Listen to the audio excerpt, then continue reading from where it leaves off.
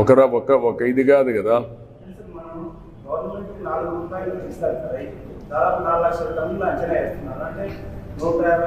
అది ఇచ్చామ్మా. దానికి నేను రేపు అన్నీ మీరే కొనాలన్నా కూడా ఎక్కడ కొనగలుగుతామంటున్నా.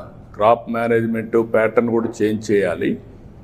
అందుకే ఎప్పుడు రాష్ట్రంలో ఎక్కడ ఇవ్వని విధంగా 200 నుంచి 250 కోట్ల రూపాయలు అవుతుంది మనం ఇచ్చే సబ్సిడీ కూడా ఒక్క మ్యాంగో రైతులకే.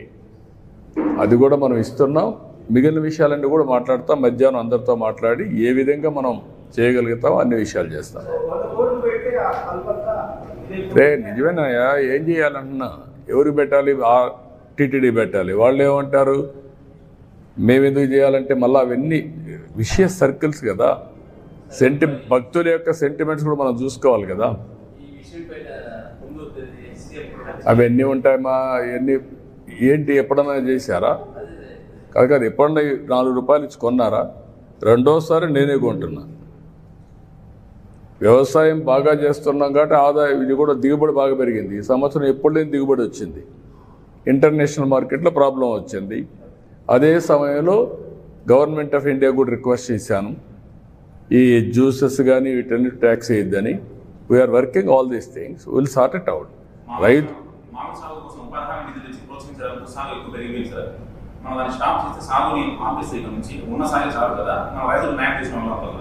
అదే దీనికి అందుకనే ఒక మ్యాంగోనే కాకుండా అన్ని పంటలు కూడా ప్రపంచం మొత్తం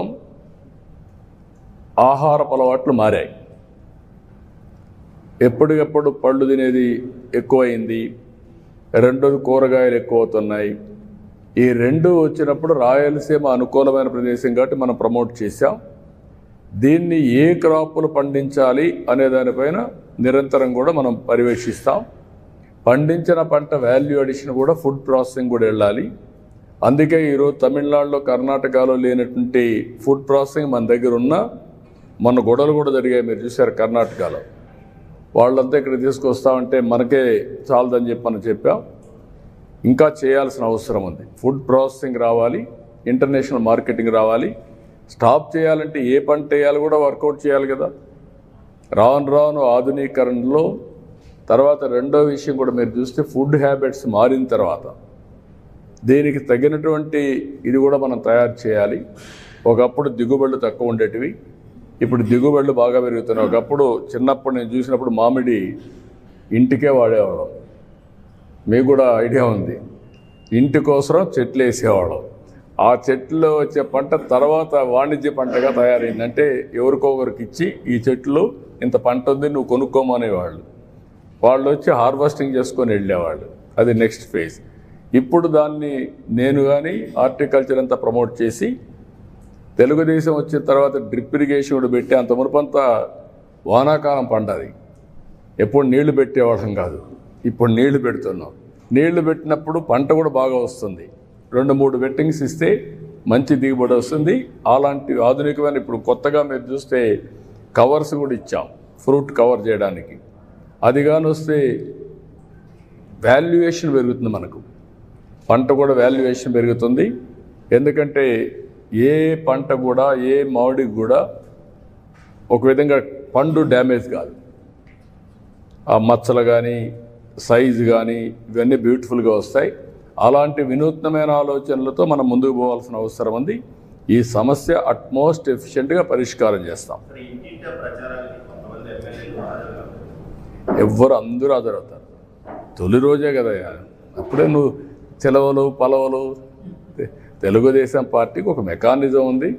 తెలుగుదేశం పార్టీ 45 ఏళ్ళుగా పార్టీ క్యాడర్ బేస్డ్ పార్టీ ఇది కాబట్టి అవన్నీ సిస్టమేటిక్గా ఉంటాయి.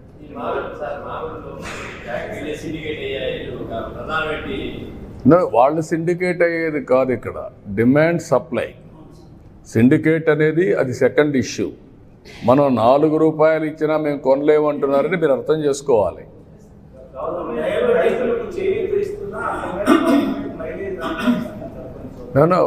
నేనేమంటానంటే రైతులు కూడా అర్థం చేసుకోవాలి. రాజకీయాలు ఎప్పుడూ ఉంటాయి. ఏమీ చేయని వాళ్ళు శవ రాజకీయాలు చేస్తూ ఉంటారు ఎప్పుడెప్పుడు. ఇప్పుడు నేను అడుగుతున్నా, ఎప్పుడైనా 1 రూపాయి ఇచ్చారు చిత్తూరు రైతాంగానికి? ఎప్పుడన్నా కానీ డ్రిప్ ఇరిగేషన్ ఇచ్చారా? మరి వీళ్ళు మాట్లాడడం ఏంటి? కనీసం రాయలసీమలో 2000 కోట్లు ఖర్చు పెట్టారు ఇరిగేషన్లో. వీళ్ళు మాట్లాడడం ఏంటి? నేను ఈరోజు 3950 కోట్లు ఒకేసారి 100 నివకని డబ్బులు ఇచ్చాను. మైక్రో ఇరిగేషన్ 90% సబ్సిడీ ఇస్తున్నాం. వాళ్ళు 7500 వేసి నేను 15000 ఇస్తున్నాను. 14,000 మేము ఇస్తున్నాం. ఏది అన్నదాత సుఖీభావ కింద. కాబట్టి అన్ని ప్రోగ్రామ్స్ అన్ని రివైవ్ చేశాం. ఇరిగేషన్కి ప్రాధాన్యత ఇచ్చాం, పంటలకు ప్రాధాన్యత ఇచ్చాం, గిట్టుబాటు ధరకు ప్రాధాన్యత ఇచ్చాం.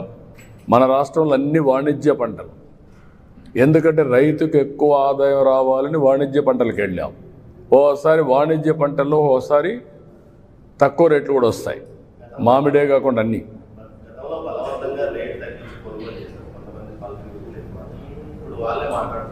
అదే నేను వీళ్ళు చేసిన ఎవరైనా కానీ ఫ్రీగా మాట్లాడే పరిస్థితి ఉంది 5 ఏళ్ళు, ఫ్రీగా రాసే పరిస్థితి ఉంది 5 ఏళ్ళు.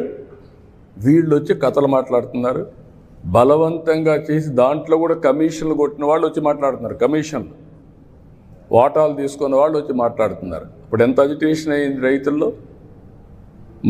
దీన్ని బలవంతంగా చేస్తున్నారు, వాటాలు తీసుకుంటున్నారు, మాకు వచ్చే డబ్బులు వీళ్ళు కొట్టేస్తున్నారని చెప్పి కూడా పెద్ద గొడవలు అయినాయి.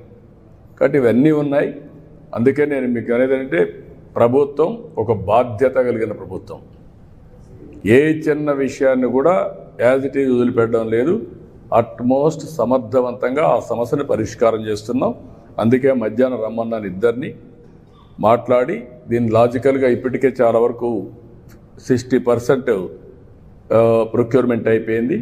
ఈ మంత్ 20కి 25కి లేకపోతే మంత్ ఎండ్కు లేకుంటే ఆగస్టు, అది మధ్యాహ్నం నేను చెప్తాను ఏ టైం అనేది, దాని ప్రకారం ముందుకెళ్తాను. ఏది వీడికి ఇచ్చేదా డిఫరెంట్గా ఇవన్నీ తొందరలోనే వాళ్ళ అకౌంట్లో వేస్తాం. ఫస్ట్ డేనే కదా, ఎప్పటికప్పుడు మీకు అందరికి ఐడియా ఇస్తాం. సుపరిపాలనలో తొలి అడుగు, అనేక ఇబ్బందులు అధిగమించి ముందుకు పోతున్నాం. తల్లికి వందనం ఒకప్పుడు ఇచ్చింది ఒక్క బిడ్డకి ఇస్తే, నిన్న నేను పోతే ఒక 20 ఏళ్ళు తిరిగినప్పుడు 4, 5 మంది 7 మందికి ఇచ్చాం. Is it not our achievement? 7 మందికి ఇచ్చామంటే 1,05,000 రూపాయలు ఒక కుటుంబానికి, ఒక తల్లికి వందనం కింద ఇచ్చిన ఘనత తెలుగుదేశం పార్టీది. అదే మరిగా పెన్షన్ ఒకేసారి 4,000, 6,000, 10,000, 15,000 ఇచ్చాం. ఇది ఎక్కువ ఇచ్చినప్పుడు కొంతమందికి ఆశలు కూడా పుడతా ఉంటాయి, రేపు మనకు కూడా వస్తే సరిపోతుంది. ఎందుకంటే అన్నింటికంటే ఆ కుటుంబానికి ఆదాయం వచ్చే విధానం 64 లక్షల ఫ్యామిలీస్కి ఇస్తున్నాం, మెంబర్స్కి ఇస్తున్నాం. టోటల్గా మీరు చూస్తే 34,000 కోట్ల రూపాయలు ఇస్తున్నాం. పేదల సేవలో మొదటి తారీఖు వస్తే గ్రామాలు కళకళలాడే పరిస్థితి వచ్చేది. ఎప్పుడు ఇచ్చారు అడుగుతున్నాను. 5 ఏళ్ళు 250 పెంచుకుంటూ పోయి ముక్కుతూ మూలుగుతూ ఇస్తే అది గొప్ప. నేను రెట్రాస్పెక్ట్ ఎఫెక్ట్ ఇచ్చాను. ఏప్రిల్ నుంచే పింఛన్లు ఇచ్చాను. ఎవ్రీ మంత్ ఫస్ట్ తారీఖున 6 నుంచి 8కి 2 అవర్స్లో పెంచేస్తున్నాం. ఒకప్పుడు దీనికోసం ఒక వాలంటీర్లు పెట్టి, ఆ వాలంటీర్లు అనవసరంగా ఇబ్బంది పెట్టి, ఆ రోజు మీరు చూశారు. ఈ వాలంటీర్లు లేకపోతే పింఛన్లు ఇవ్వలేమని చెప్పడానికి మేలో ఎండలో దీపేసి కొంతమంది చనిపోయే పరిస్థితికి వచ్చారు. అన్ని రాజకీయాలు, ఇప్పుడు రాజకీయాలు ఏమి ఉండవు, అర్హులందరికీ వస్తాయి. వీళ్ళు అనర్హులకి అందరికి ఇచ్చుకొని అవి తీసేస్తే దాన్ని గొడవ చేస్తున్నారు. అంటే మీ ఇష్టమేంటమ్మా, మీరు మీ కార్యకర్తలకు ఇచ్చేయడం. బ్రహ్మాండంగా ఫిజికల్ ఫిట్నెస్ ఉంటాడు, వాడు వికలాంగుడు, వాడిని ఏమనాలి? అలాంటి వికలాంగులందరినీ ఇస్తే అసలైన వాళ్ళు ఏమవుతారని అడుగుతున్నా. ఇది public money.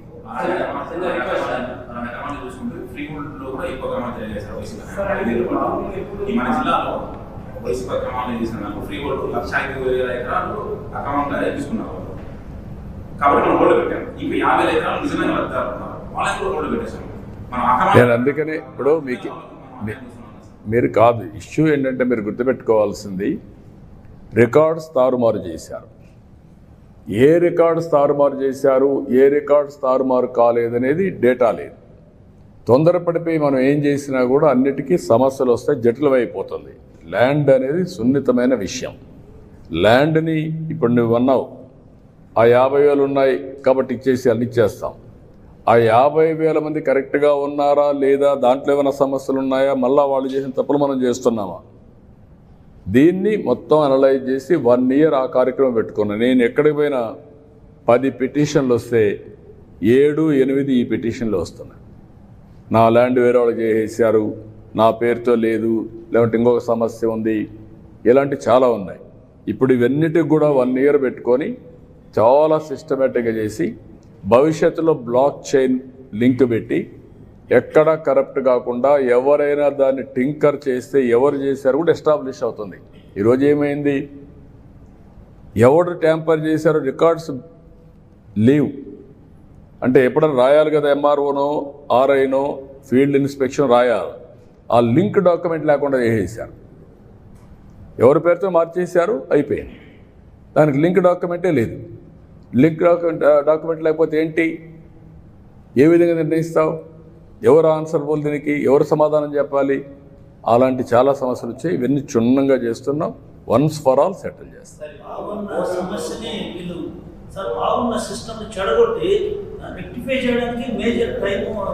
That is what I'm saying. ఒక ఆంధ్రప్రదేశ్ రాష్ట్రం ఒకప్పుడు land records one of the best land records. నేను సమైక్య ఆంధ్రప్రదేశ్, నాకు తెలంగాణలో ప్రాబ్లం ఉండేది. తెలంగాణలో ప్రాబ్లం నిజాం చట్టం, అది ఒక ల్యాండ్ 10 మంది దానం చేసేవాడు. ఆంధ్రప్రదేశ్ చట్టం బ్రిటిష్ చట్టం, ఇది స్ట్రిక్ట్గా ఉండేవాళ్ళు. అందుకే ఒరిజినల్గా మీరు చూస్తే, నేను చిన్నప్పుడంతా కూడా మీరు కూడా చూసి ఉంటారు, జమాబందీ ఇవన్నీ పెట్టి ఊర్ల వారీగా మీటింగ్లు పెట్టి, కేఎం విఎం మీటింగ్లు పెట్టి, ఎంఆర్ఓ ఆఫీసులో ఆర్డీఓ అప్పుడు తహసీల్దార్ ఉండేవాడు, తహసీల్దార్ ఆఫీస్కి వచ్చి అవన్నీ సెటిల్ చేసేవాడు. నా ఆస్తి నా పేరుతో ఉందో లేదో చెక్ చేసుకునేవాళ్ళం. అలాంటి వ్యవస్థలన్నీ వీళ్ళు ఒక మంచి వ్యవస్థను కూడా నాశనం చేసే పరిస్థితికి వచ్చారు.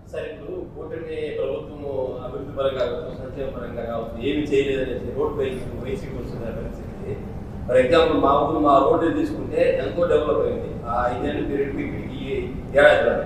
అది సంక్షేమ పథకం. ఇవన్నీ ఎందుకు మనం ప్రజల నుండి తీసుకుని గతంలో ఎట్లా ఉంది,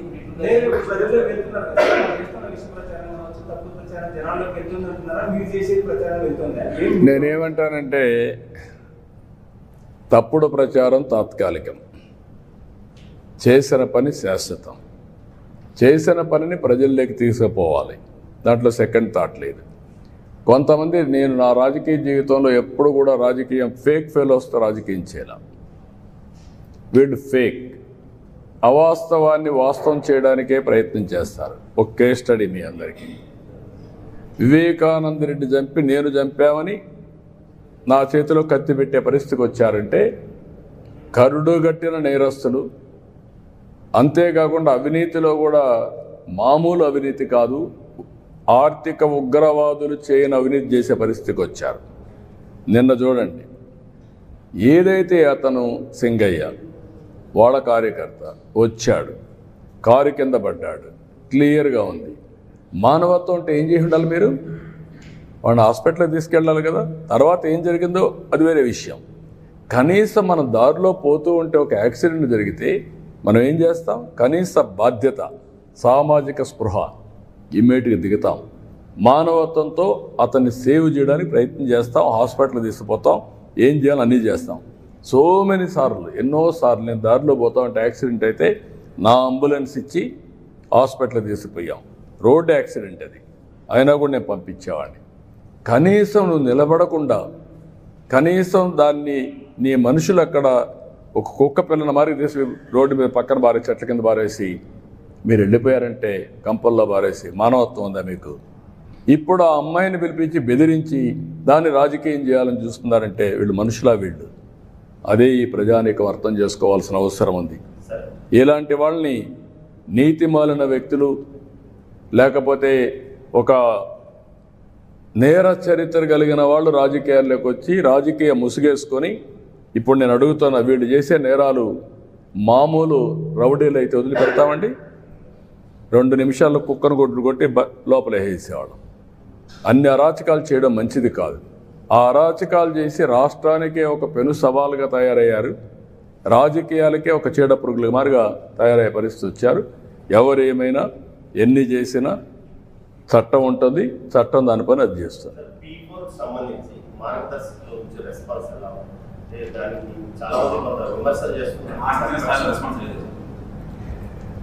చెల్లి గవ్వ ఖర్చు పెట్టిన వాళ్ళు ఎవరైనా వస్తామంటే వాళ్ళు విమర్శించే అర్హత ఉందండి? అది నీతిమాలిన చర్య కదా. ఒక్క పైసా మీరు ఖర్చు పెట్టిన దోచుకోవడం తప్ప ఖర్చు పెట్టడం లేదు. రాష్ట్ర ఆదాయాన్ని, రాష్ట్ర వనరుల్ని కొల్లగొట్టే మీరు ఎవడో వచ్చి స్వచ్ఛందంగా పనిచేస్తా అంటే వాడిని విమర్శించడం ఏంటండి? బుద్ధి ఉందా మీకు? ఇది కూడా రాజకీయం అండి. ఇలాంటి రాజకీయాలు చేసే వాళ్ళతో మనం రాజకీయం చేయాలంటున్నా. మిమ్మల్ని అడుగుతున్నా, ఈరోజు నేను ఏం చెప్పాను? P3 public private partnership. ఈరోజు దీనివల్ల ఈ రోడ్లు వచ్చాయి, ఎయిర్పోర్ట్లు వచ్చాయి, పోర్ట్లు వచ్చాయి, కాలేజీలు వచ్చాయి, అనేక వస్తువులు వచ్చాయి. ప్రజలు కూడా బాగుపడ్డారు. అదే సమయంలో కొంతమంది కోట్ల రూపాయలు వచ్చాయి. ఆర్థిక అసమానతలు పెరిగిపోతున్నాయి. ప్రభుత్వం ఇచ్చే సంక్షేమ కార్యక్రమాలు ఎక్కడ ఆపం, అభివృద్ధి కార్యక్రమాలు ఆపం. కానీ సామాజిక బాధ్యత కింద ఆ రోజు జన్మభూమి పిలిపించా, జన్మభూమితో వచ్చి గ్రామ సేవ చేశారు. ఈరోజు నేను ఇచ్చింది P4 అన్నాను, ప్రభుత్వం ప్రైవేట్ పీపుల్ పార్ట్నర్షిప్. ఈరోజు నేను ఒక్కసారి మీరు చూస్తే నేను ఒక 20 ఏళ్ళు తిరిగాను. తిరిగితే ఒక అతను చాలా బాగా పనిచేశాడు. వడ్డీ కులస్తుడే, అందరూ వాళ్ళే. వాళ్ళల్లో ఒక ఫ్యామిలీ చాలా బాగా పనిచేసి పిల్లల్ని బ్రహ్మాండంగా 20 ఏళ్లలో చదివించి, ఒకడు అమెరికాలో ఉన్నాడు, ఒకడు బెంగళూరులో వ్యాపారాలు చేస్తున్నాడు. అందరికంటే అందరూ ఇంజనీర్లు చేశారు. ఫస్ట్ ఒక కొడుకును మాత్రం చదివించలేక తోడుగా పెట్టుకొని అందరినీ తయారు చేశాడు. ఆయన కొడుకులు వాళ్ళ మళ్ళా మనవాళ్ళు మనవరాళ్ళు కూడా చదివించాడు. అప్పుడు నేను డబ్బులు కూడా ఆర్థిక సహాయం చేశాను. ఆ రోజు చేసిన సహాయంతో వాడు అమెరికాకు పోయి మంచి ఉద్యోగం వచ్చి మళ్ళా డబ్బులు పంపించి ఇంటికి ఈరోజు బ్రహ్మాండమైన బిల్డింగ్ కట్టుకున్నాడు. నేను ఒక 2-3 ఇండ్లు P4 కింద తీసుకుంటానని ముందుకు వచ్చే పరిస్థితికి వచ్చాడు. అది స్ఫూర్తి. నేనే మింగతాను, పేదవాళ్ళు ఇట్లనే ఉండాలి, వాళ్ళు ఇట్లనే ఉంటే నాకు సంతోషం అనేది కాదు. పేదరికం లేని, అందుకని నేను ఏమన్నాను, నేను కష్టపడేది కూడా ఈ పేదవాళ్ళ కోసం కష్టపడుతున్నా, ప్రజల కోసం కష్టపడుతున్నా. అది కూడా నా జీవితంలో చూడాలనుకుంది. Zero poverty 2029. అక్కడి నుంచి ఆర్థిక ఇంకా మెరుగైన జీవన ప్రమాణాలు క్రియేట్ చేసే వ్యవస్థ, ఆర్థిక వ్యవస్థలో ఆర్థిక అసమానత తగ్గించే వ్యవస్థకు శ్రీకారం చుడతాం. That is our aim.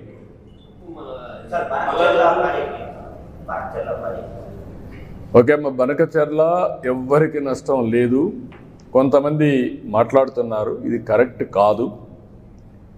తెలంగాణలో కొన్ని ప్రాజెక్టులు నేను సమైక్య ఆంధ్రప్రదేశ్లోనే దేవాదులు నేనే పునాదులు వేశాను. ఆ రోజు లిఫ్ట్ ఇరిగేషన్ పెట్టా. శ్రీశైలం SLBC, ఇప్పుడు మాధవరెడ్డి కెనాల్. అది చూసిన తర్వాత ఆ రోజు నేను దేవాదుల ప్రాజెక్టు కూడా లిఫ్ట్ ఇరిగేషన్ సాధ్యమని గోదావరి పైన ఆ లిఫ్ట్ ఇరిగేషన్ పెట్టాం.